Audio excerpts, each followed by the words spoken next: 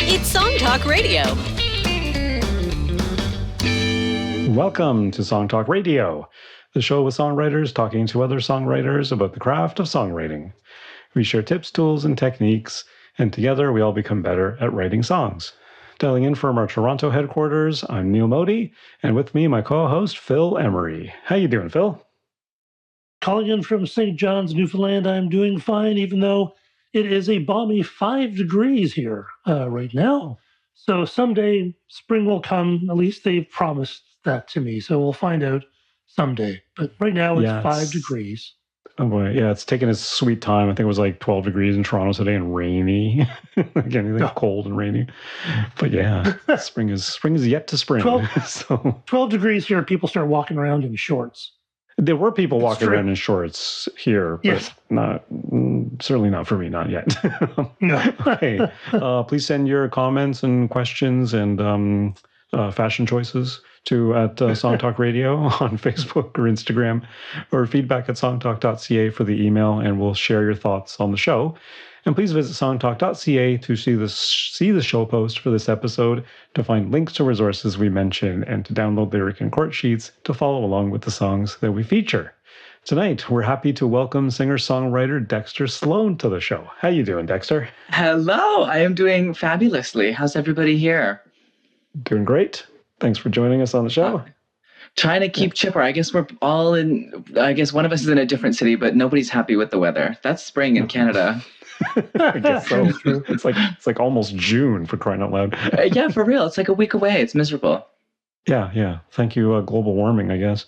Yeah. But, okay, and just a quick heads up before we get into the meat of today's show about our songwriting challenge for 2025 to write a song in an odd time signature. And of course, you can check out the resource page at songtalk.ca to see a bunch of videos and whatnot and stuff we're talking about in relation to the challenge. And certainly, as always, we will invite our listeners and our previous guests to contribute their songs written in an odd time signature, and we'll be showcasing those songs, of course, after Phil and I do our answers to the challenge later on this year. So stay tuned for all the nifty stuff coming up about our challenge. And of course, the Song Talk meetup, also kind of currently known as the Feedback Loop. We're still tweaking the name, what to call it. But as some of our meetup people know, our time with meetup.com is going to be ending coming in July. Currently and then afterwards, after July, all our events are going to be posted on Eventbrite. It's free to use Eventbrite and still free to come to the meetup, and all the meetup itself hasn't changed. It's just the notifications about how you find out when the next meetup is happening. That's going to change. So you will no longer get notifications from meetup, but if you sign up for our newsletter at songtalk.ca, then you will get all the notifications you need to get informed about the meetup and where to be and where to go and all that sort of stuff. So and lots of other great information as well. And some other great information. Yeah, of course, with the newsletter, you get our latest episodes and any other tidbits we want to send out. Yeah. And, worth it. It's worth its weight in gold. Yeah.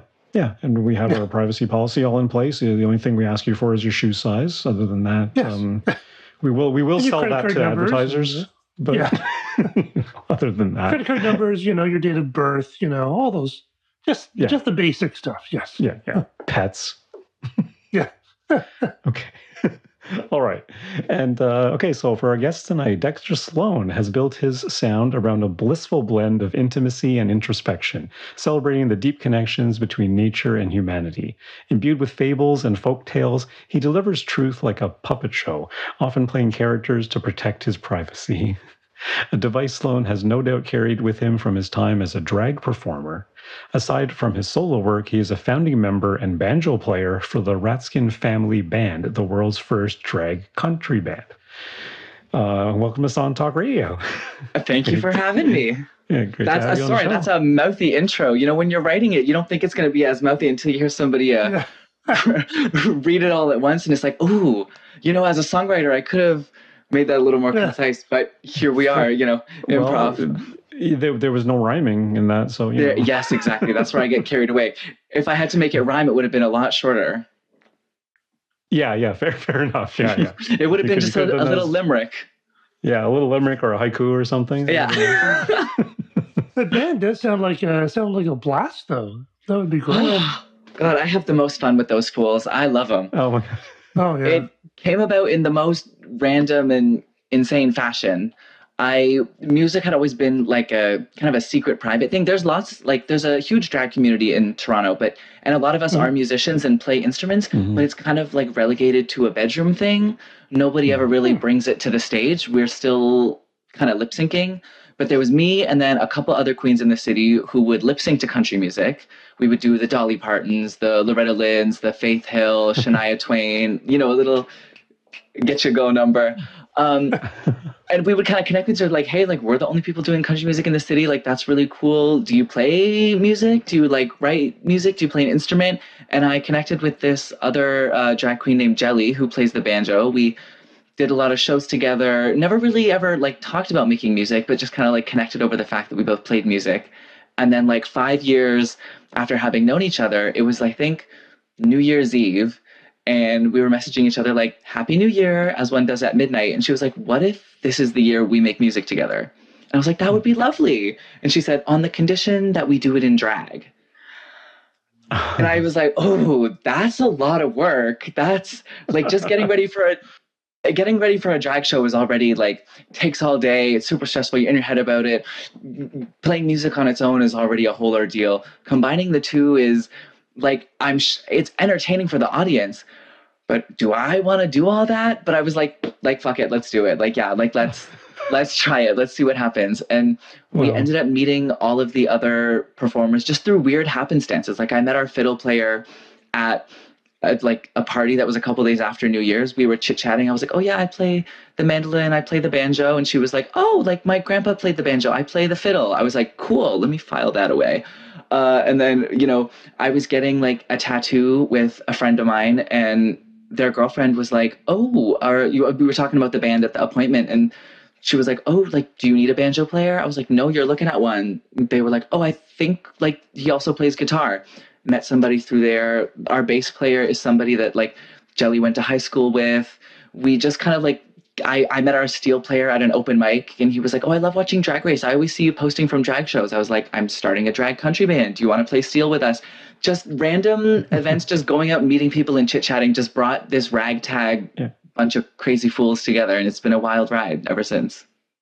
That's amazing. Oh, interesting. You think because with drag, it's all about creating. Yes. So you just think, well, of course, you're going to do music because you're already creating. But as you mentioned, it's its own discipline. Yes. Apart from music, like it's not just like, oh, it's like playing music and you dress up. It's a totally different discipline. That's what drew me to drag, was because I was like a very creative youngster. I started doing drag in high school. I would like sneak out to the bars with full braces, and they'd be like, where's your ID? It's in my day bag. But I was a very creative youngster, and you're at that age when everybody's like, what are you going to be when you grow up? What are you going to be? And I didn't want to zero in on anything. So the great thing about drag is that you can be a makeup artist, a hairstylist, a costume designer, a seamstress, a host, a comedian, a dancer, a musician. You can be an audio engineer. You can make your own mixes and DJ. You can be like a cobbler. You can make your own shoes. You can be like a rhinestone artist. You can custom make lashes. You can be a nail tech. Like, it is all of these disciplines, and I say stand-up comedian, all these disciplines that like come together into one art form. And I was like, oh, if I do that, I don't have to choose. But it is also the added layer of like, you are doing all of those things. Like, there is no team. It is, you are the artist and the canvas and the art. And not to get too like woo-woo about it, but it is like a very nice melting pot of creative practices, but often involves lip syncing on stage to somebody else's music, like a Donna Summer hit from the 70s. So I think what makes Toronto unique is that we do have a lot of musician drag queens. They're just not on the stage. Like, drag queens everywhere all over the world lip sync. I think the UK, specifically London, their thing is that they sing live. I would love it if Toronto's thing that put like Toronto drag on the map was that we all played instruments. And I keep meeting drag queens who play music, and I'm like, hey, like, bring that saxophone on stage with you. Oh, you play electric guitar? Like, bring that on stage with you. It's a matter of, I think, getting the audience on board with it. But I love what our band is doing. That's amazing. Yeah, and it's so cool that you met everybody organically. Like that's how. I mean, and it's the sort of thing that certainly. I mean, it almost necessitates, from the culture that it come from the ground up, and it's not, come down from some corporate thing. It absolutely cannot work that way. We didn't hold auditions. Drag is a very social thing. It's very community based. Like, it might seem like there's no drag queens in the city if you're not in the scene. And if you're in the scene, it might seem like there's a lot of drag queens, but everybody knows everybody. It takes 5 seconds. Like, if something happens at a bar, we all know about it by the next morning. So even if you don't like hang out with somebody, you know them. So it's a tight knit group of folks. And once the word of like a drag country band started spreading, to those who had the ears to hear that, like to those who like that spoke to them, it just kind of happened, and it was really lovely. I think we had our first rehearsal just at somebody's apartment. The first time everybody had all been in the same room together. I think we played Goodbye Earl by the Chicks, and we finished that and we were like, this might work. This might work. I was nervous about it, but this might work. Wow. Awesome. So cool. Yeah. Okay. All right. We're going to be taking a listen to Dexter's song, My Home is with the Grass. And remember, you can find the lyric sheet on the show post at songtalk.ca to follow along. Here we go.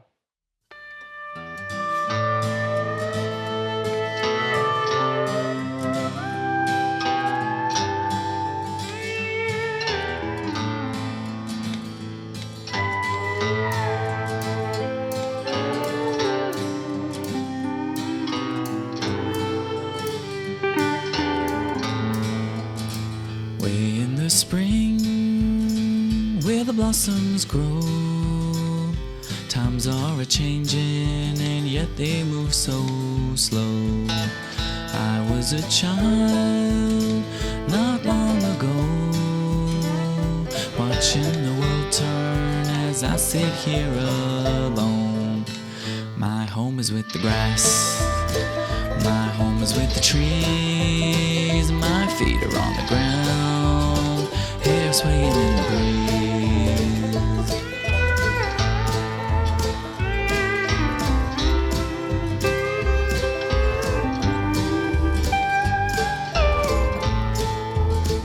Out in the field, nobody knows the sun don't set, so where does she go? I spend my nights by a lonesome fire, it rages on like my desire. My home is with the grass, my home is with the trees, my feet are on the ground, hair swaying in the breeze. My home is with the grass, my home is with the trees, my feet are on the ground, hair swaying in the breeze.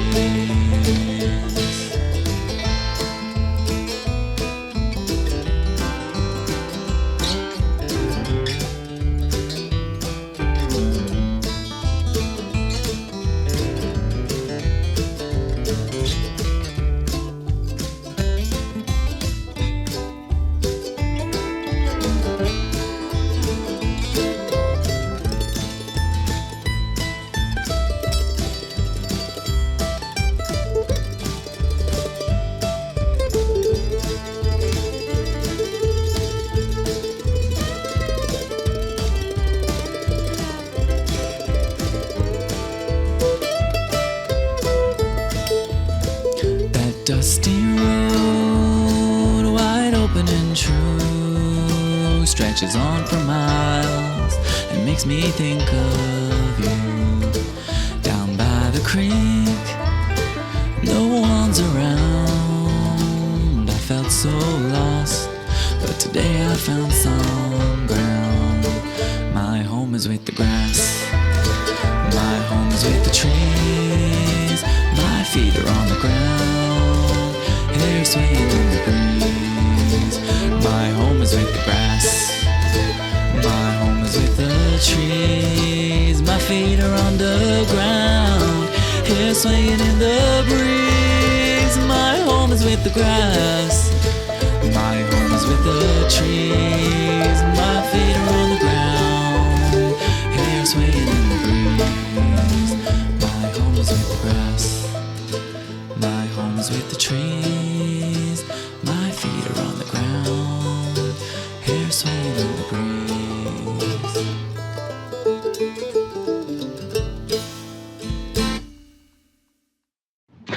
Nice. All right. Yeah. That's a super catchy song. But, Yeah. well, you know, when you repeat the chorus about 4 times at the very end of a song, it tends to have that effect. That's my secret formula. Well, not if your chorus is boring. So Oh, your okay. chorus is That's true. interesting. Yeah. It's got Fair. a nice, it's got a very kind of nursery rhyme quality to it with the melody and the perfect rhymes, and it just sticks in your head. It's catchy. And that's bluegrass. A lot of our nursery rhymes come from these like old time Americana bluegrass tunes. That kind of like rhyme scheme, turn of a phrase, repetition type of thing. Very, of course, we don't live in the States, but it's a very North American kind of folk tradition. Mm-hmm. Yeah, it's a very traditionally structured song. You don't have a musical change to the chorus. You just have your one chord chain. You have your one chord sequence Yep. for your verse and your chorus. But your chorus is very chorusy, which is really a danger when you don't change your chord sequence from your verse to Yes. the chorus. It can it doesn't sound like it's easy for it not to sound like a chorus. It's just like it's another verse where you have a very chorusy sounding chorus, which is what you want. Absolutely. I tend to approach my chord progressions like something that could be taught easily to a group of strangers that you just met at a bluegrass jam or around a campfire. Everybody's got their instruments in a circle. You want to teach them the chords as fast as possible so you can pass the solos around and pass the solos around and pass the solos around. The best songs that get called at a bluegrass jam, like in Toronto here at the Transac or just at festival grounds at a bluegrass festival, are the ones that everybody can latch onto. They're easy to grasp, not simple, but easy to grasp so that everybody can make them complex in the way that they rip their solo or play their break or on their chord substitutions and these type of things. So I always like to write a chord progression. I don't want to rely on using super fancy chords to make a song interesting when I can make a song that everybody can play together, which is kind of the heart of bluegrass. Yeah, for sure. Yeah, there's a certain kind of it's almost like a gospel quality to it where everybody's involved and everyone's kind of, Yeah. jamming on the same thing. Yeah, because I did notice that as well. But even your chorus melody versus your verse melody, it's still a bum ba-dum ba-dum bum ba-dum ba-dum bum. Like it's a very kind of similar melody. Yes. So the whole thing feels incredibly unified, and it doesn't take any like radical, like you say, like if you had like a modulation or you're borrowing chords from a different key signature, would take these twists and turns that may be interesting, but if you're playing with a group of people, that's going to throw everybody off. I love to do something like that. I love a little modulation if it suits the song. And I don't feel like these lyrics necessarily call for that. There's a lot of like Loretta Lynn tunes where she'll be playing in like D, for example, and then you'll go D, E, like you go to like a major second as opposed to a minor, and then you go to like the 5 or something. And that works really, really well if you're trying to make a point like, I'll grab you by the hair of the head and lift you off of the ground. Like that, you're like picking somebody up by the hair, the voice goes up and the key modulates as well. That is an effective use of modulation and using the chords. For this particular song, I feel like that I would just be trying to be fancy for fancy's sake. So did you start with lyric and melody then before you wrote the chords, or? I was going to bring this up too when you mentioned that the chorus and the verse melodies are very similar. That's because this started as an instrumental tune. I wrote this song when I was going through the fiercest writer's block of maybe my entire life. I was so frustrated with myself. Every time I sat down to write something, and I've learned now that you can't force yourself to write something. You should. People in Nashville are always like, no, writing's a practice, do it every day. If the muse isn't speaking to me, all that's coming out of my mouth is slop. So I was going through this really frustrating, intense period of writer's block, and I was like, fuck it, I guess I'm just going to write an instrumental tune. So I picked up my mandolin, and that melody that you hear was played on the mandolin first. I just played that. I was like, ooh, what if we played like a little A minor, like kind of modal, like kind of tune. Like, let's write something like that, like bluegrass in a minor key. Those are some of my favorite songs, like Shady Grove, or these very like old timey Appalachian like ballads almost. And I was like, let's do something like that. I'll play it on the mandolin, and then the banjo will play it, and then the guitar will play it, and then the fiddle will play it, and then we'll just pass around this instrumental. It'll be like Foggy Mountain Breakdown or Cripple Creek or these like old instrumental bluegrass tunes. And then so I wrote that. I may have a little voice recording on my phone of me playing that little melody, and then I went for a walk. It was like I literally wrote it in the springtime. The song is very literal. I went for a walk just like by the creek, and I was like humming that melody in my head. I was like, yeah, this is catchy shit. Okay, what if, let's just say, I know I'm in my writer's block phase and nothing good's gonna come out, but what if we just tried? But I couldn't think of what to write about. I was like, I'm not facing any like crazy intense hardships, like I'm not heartbroken, and that's inspiration for a lot of songs. I'm not like also, so like there wasn't any like there wasn't any grist for the mill. So I was like, I guess I'll just write about what I'm experiencing in the present moment. It's springtime. I'm sitting by the creek. My bare feet are on the ground, and a breeze just flew through my hair. So I just sort of hummed that melody and just wrote into my notes app. As I went on this walk by the creek, this song just kind of came out in one go, pretty much. And I like to tinker with a song. I don't think there's any, like there's some people like, I wrote this song in one go, it's amazing. Or I labored on this song for weeks. I think both are valid practices. Just in this particular case, it happened to come out in one go because it was almost like a journal entry. I was just writing about what I was experiencing on this walk. And I was like, a song came out, and I don't hate it. It's not bad. So then I recorded myself like singing it into my phone, and I was like, okay, now we just got to figure out what the chords are to this. So I looped that little mandolin melody, and I figured out the chords to it. And it's of course a centuries old folk progression. I didn't reinvent the wheel, but when writing folk songs, who really is? And it just kind of flowed out like that, and it snapped me out of writer's block in the most amazing way. And it's a tool I still use now. Is just what's going on in the moment. You don't have to like write the Odyssey. They always say that one of the dangers of art is that you can only write when things are going bad.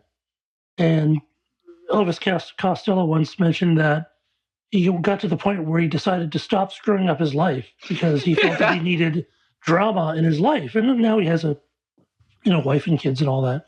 But I think that's true. When things are going really well, it's easy to not write because you're not conflicted. Just like, hey, things are going all right.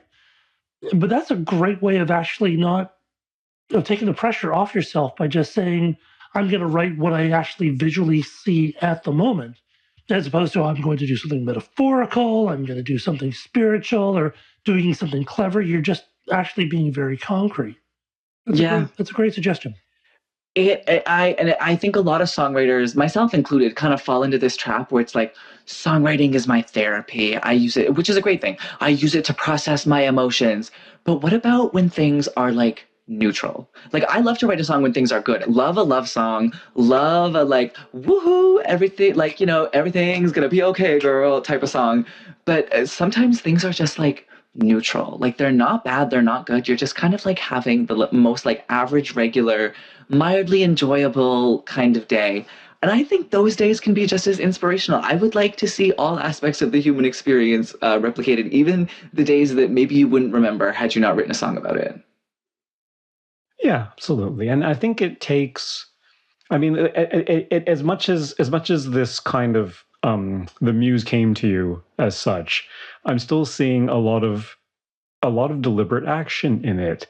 Like, you wrote this little instrumental thing, you decided to go for a walk into, by a creek and stuff. Like, why did you decide to do that, right? What led you to do that, and what led you to actually start receiving sort of the inputs of your sensory input? Because the song is actually, in a lot of ways, it's like that Nashville 101 thing, like right from sensory language. My feet are on the ground, the breeze, the burning fire, all these things, all these visual images and images of different senses. That's all in there, right? And you really paint the picture, and you really put your listener into that space. And the mandolin, banjo don't hurt to get you there, right? I'm so glad I didn't give up. Yeah.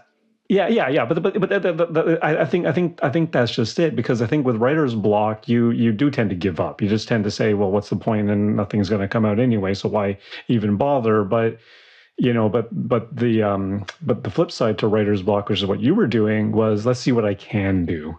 Yeah. Right. And say, I can do this. I can go for a walk because I haven't gone for a walk all week. And I've just been, stuck in my house forever and that sort of thing. Right. And it's a beautiful spring day. So let's take advantage and let's actually contemplate, this experience and see what happens, kind of thing. Right. So to me, there's a little bit of both. It just came to me, but at the same time, you did a lot of things intentionally to get there. Yes.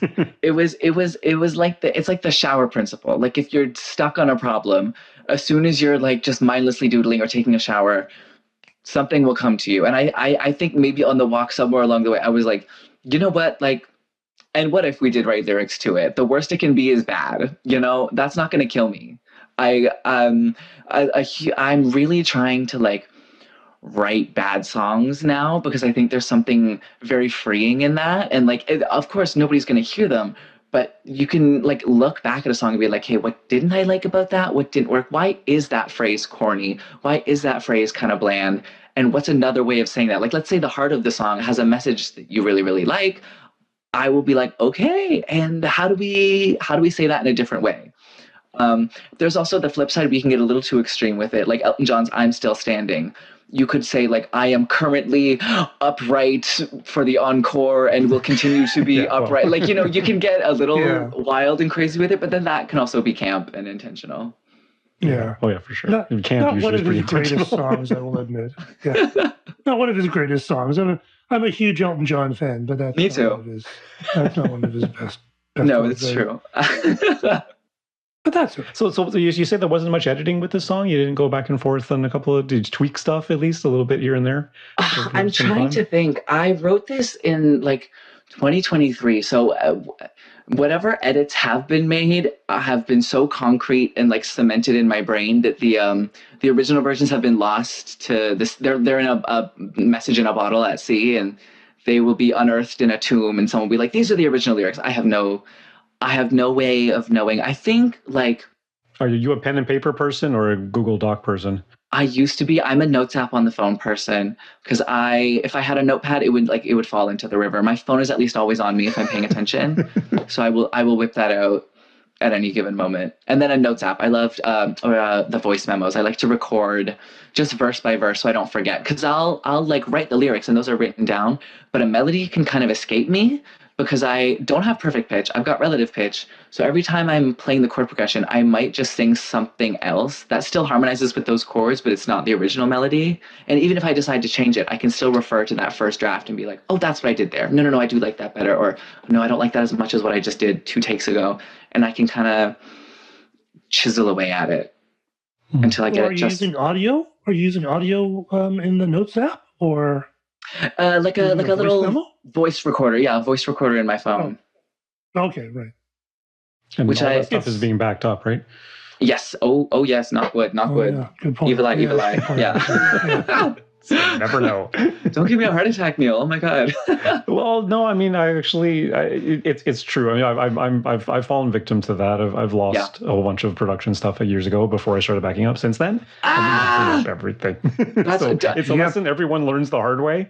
But no, it's funny you should say that. Just a week ago, I came home and I opened my laptop and it's all vertical bars, like the colorful bars out of nowhere. I didn't know what happened. Nothing changed. All I did was get up off the couch, get on the TTC, and come back home. So I immediately ran to Best Buy, got a terabyte, and backed everything up. Thank God it's all fixed now, but that was my lesson. I have all my masters are on here. The Ratskin Family Band has recorded our debut EP. That's all on here in Pro Tools. It's not done yet. I've got my boyfriend's EP is on here. I have a session with a singer-songwriter on Monday. I'm 23 years old in 2025. I work in audio. My whole professional life is on this laptop. So everybody, message to you, back your shit up, because you never know. Absolutely. This stuff is not made to last. Yeah. Yeah, it's true. It's easy to lose stuff, and it's when it does, you'll miss it because it'll just never be the same. No, you'll kick yourself. Yeah. Yeah. Yeah, we take it for granted that things can get luckily, saved. the phone apps tend to be backed up automatically. Like this, you log into your Google or you're logging into your Apple, everything's in the cloud instantly anyway. So it's all usually pretty good. It's your laptop and your desktop and all that stuff that can be problematic if you don't. Exactly. This is a remarkably straight ahead bluegrass song. Like it's traditional almost. Like it's not. And it's an interesting question when you said sort of, drag. I always think of drag as being somewhat larger than life because it's kind of what it is. But Yeah. you're doing music which is almost traditional, like almost, sort of almost the antithesis of that. I don't know. Is that sort of generally the tone of most of the group's stuff, or is this sort of unusual, or? This song has nothing to do with my band. This was a complete solo work. I'm playing every instrument on the record. So there wasn't any band input. We sometimes play this song live, like if I really push for it, but our original songs are a much more outside of the box. Like we've got one about a cross-dressing trucker who cruises in the rest stop bathrooms and like taps his toes under the stalls. We've got one about two gay cowboys who have like a good, the bad, and the ugly style Western shootout outside of a saloon. We've got one about like a rodeo clown who falls in love with a televangelist.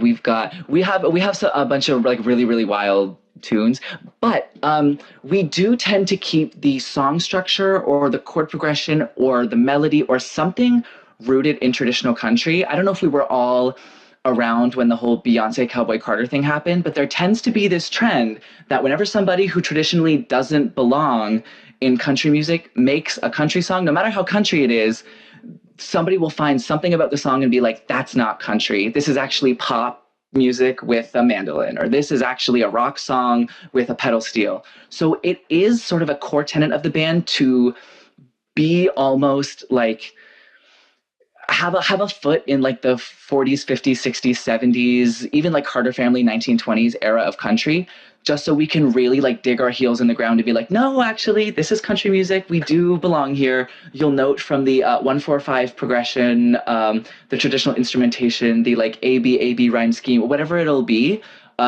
which tends to gag a lot of people in the country music industry because their perception of country music is just kind of buzzword salad and pop rock with a pedal steel. Like as long as it has somebody in a cowboy hat and a southern accent, it could be fully EDM instrumentals, but as long as they mention beer, a truck, a dirt road, Daisy Dukes, then it's a country song. If you're marginalized in any way though, you better have a double bass, no electric instruments, ready for the Grand Ole Opry type of music. So we push the genre with our lyrics, but musically we make a point to try to keep it traditional. So how does that differ with your solo work then? That approach. My solo work, I'm just a huge nerd for bluegrass. I would like, how there's like jazz snobs. I'm like that, but for like hillbilly music. So I really there's something that like tickles my brain about like a boom chop, like double bass on the 1 and 3, mandolin on the 2 and 4, syncopated rhythm with like a centuries old chord progression and like a high lonesome sound. Something about that does just like tickle my brain a little bit. So I do that because I love it. I have no hidden agenda in my solo work. I'm just a nerd for like old time Appalachian hillbilly music. But the band, we are a little bit more intentional about how the sound of our music comes across and the space that we are taking up in kind of the greater context of this genre. Mm-hmm. And trying to do it genuinely, right? Like you're not doing it with like as a parody or a pastiche or like you know what I mean? Thank you. Statements, That's the word I keep using. I think when I describe the band to people, they think that we are a novelty act, we are making a political statement, we are satirizing and parodying a genre that is beloved by so many people. And the only reason we're doing this is because this genre also has a place in our hearts. It's beloved by us. We also grew up on it. Like we have roots in Northern Ontario and Newfoundland and Nova Scotia and like all over the place in the country that grew up with this music, that has family ties to this music.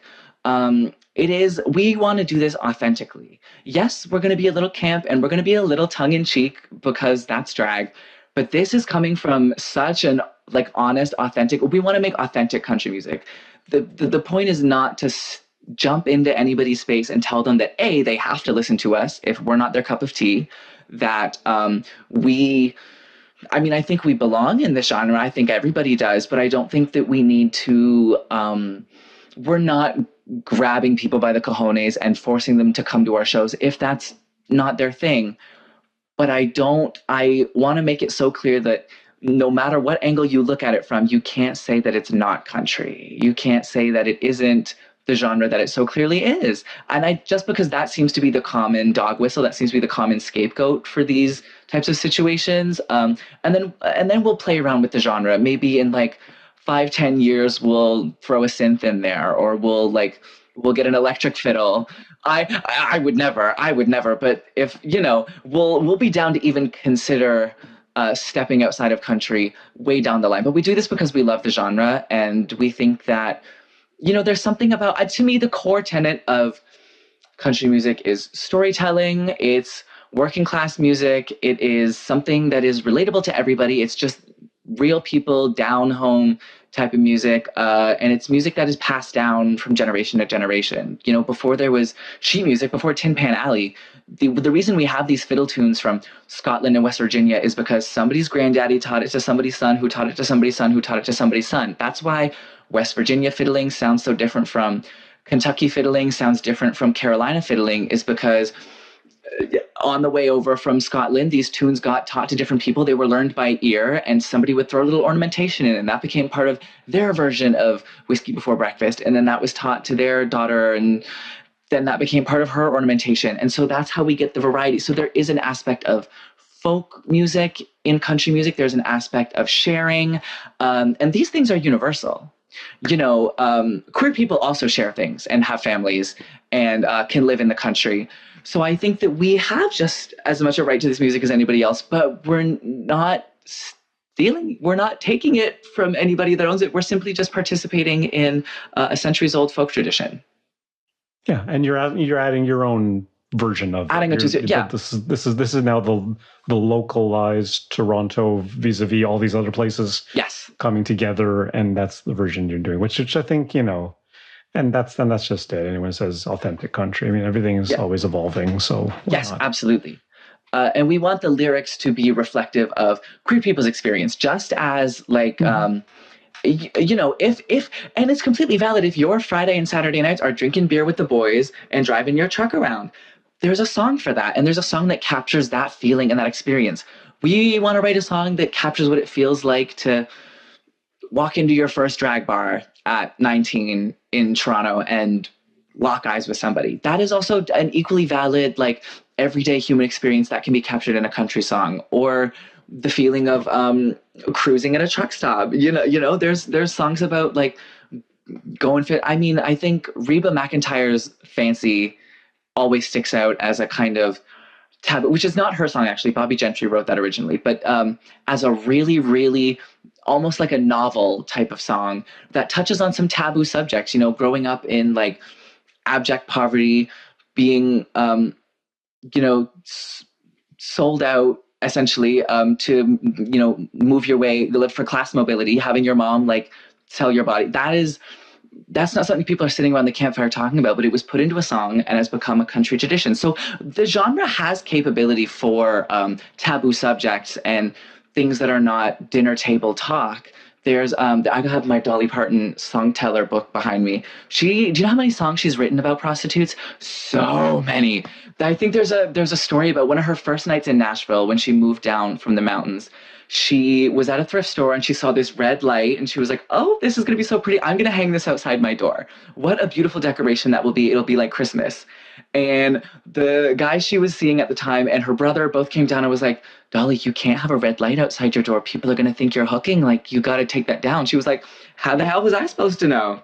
She's got songs about abortion, teen pregnancy. She writes about everything. She's very in touch with the common person. I'm trying to think off the top of my head. I mean, Loretta Lynn has a song about the pill. There's the amount of, just Google songs that have been banned from country radio. There, you will find a plethora. You'll find about, they're mostly all written by women, but they also are all like real human stories. They're just maybe a little left of center, or they're just not exactly dinner table talk.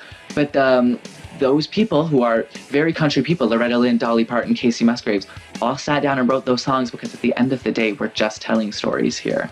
Yeah. That is so true. Yeah. What a fascinating song, and what a great tune too. Yeah, amazing. Yeah. And such Thank a you. great story and such a great attitude you have. It's amazing. All right. I had a pleasure. Thank you guys for having me. This is such a blast. I love what you do. I think this is a wonderful resource for songwriters and music lovers alike. Please tell your friends.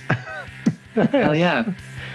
All right. I think that's all the time we have on Song Talk Radio. Special thanks to Dexter Sloan. And where can our listeners find out more about you and hear some more of your music? You can find me on Instagram at Dexter Sloan Music. I also have music on Spotify, Apple Music, and everywhere that you can find music. My name is Dexter Sloan. And keep an eye out for the Ratskin Family Band. You can find us on Instagram at drag.band. And our debut EP should be coming out sometime this fall. Cool. All right. We'll definitely link to that in our show post for this episode. And we want to hear from you. So please send your comments on Facebook or Instagram to @SongTalkRadio, or send us an email at feedback@songtalk.ca. And be sure to check out our YouTube channel for live performance videos and full episodes. And subscribe today to the Song Talk Radio podcast on your favorite podcast provider. And please support us at our Patreon page. You can visit songtalk.ca/support. Thank you to everyone who's supported us so far. You can find links to all the products, books, and web services we mentioned on Song Talk Radio on our resources page on the website. And please join us at our next monthly Song Talk meetup or feedback loop, whether you're in Toronto for our in-person meetups or anywhere in the world for the online versions. It's free to join on meetup.com and now on Eventbrite, and free to attend the meetups. Bring a song and a lyric sheet and get constructive feedback from other songwriters. Stop by songtalk.ca for the link. You can follow me at neilmodi.com. You can follow Phil. Phillemery.ca. And Dexter, what's your favorite social media channel? You a grammar? I'm a grammar. I can't figure out the TikTok. It doesn't make sense to me. So just come chat with me at Dexter Sloan Music. If you ever want to just have a conversation, DM me. I love chatting with people. And if you ever want to jam, let's do that. I'm open to all. Cool. Nice. All right. Be sure to stop by the website, songtalk.ca, to browse past shows and find out how you can be a guest. Thanks for tuning in, and keep on writing. Keep on writing. Good night, everyone.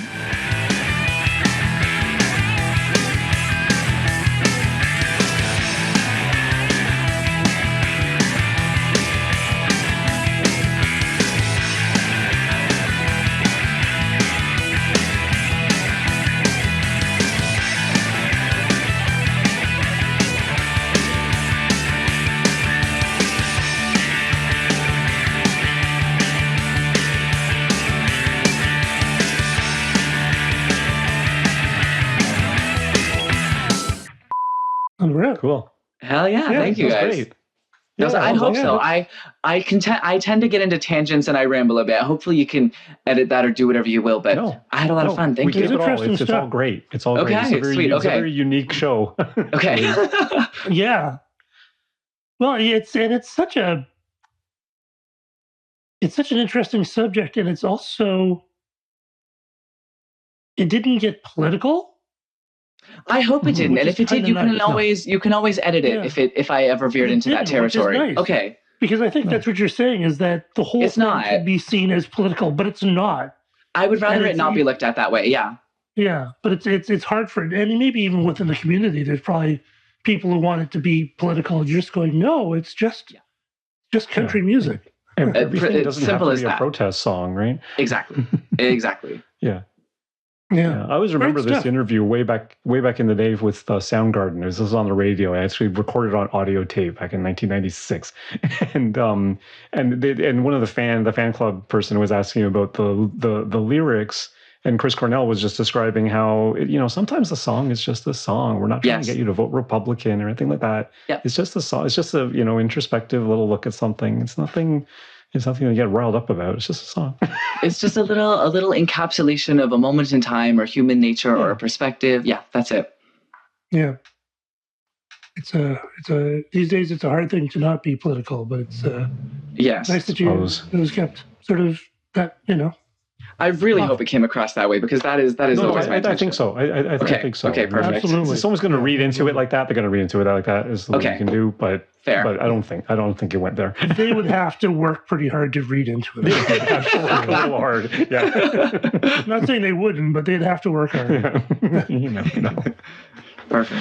My goodness, guys, this is you just create such a lovely space for like songwriters to gab. I felt very comfortable. Thanks. Awesome. Love That's to hear that. To do. It takes about a week for us to edit the podcast, and when we post it, we will send you an email. And if you can share it amongst your peeps, that would be awesome. Yes. Does everybody want to smile for a quick photo so I can just tell everybody right now that we've done this? Okay. Sure. There we go. Okay, that'll be on my story. I'll tag Song Talk. Neil, I have your Instagram. I don't think I have yours, Phil, but Neil, if you'd be able to send that to me at some point. I don't know if Phil has an Instagram. I think you do. You just don't use it. I do have an Instagram, but I don't actually post to it. I mostly just follow people. But Neil, I'll tag you and I'll tag Song Talk, but I'll get the word out now, cool. And then when the episode's ready, I'll tell everybody to listen to it. Cool. That would be awesome. Sounds great. Thank you so much. Sweet, my pleasure. All right. Alrighty. Well, thanks for being on the show. Dexter. And thanks for having me. See you again. See you again. Right. Have a good one, guys. Bye. Bye. Cheers. Bye-bye. Bye. Cheers.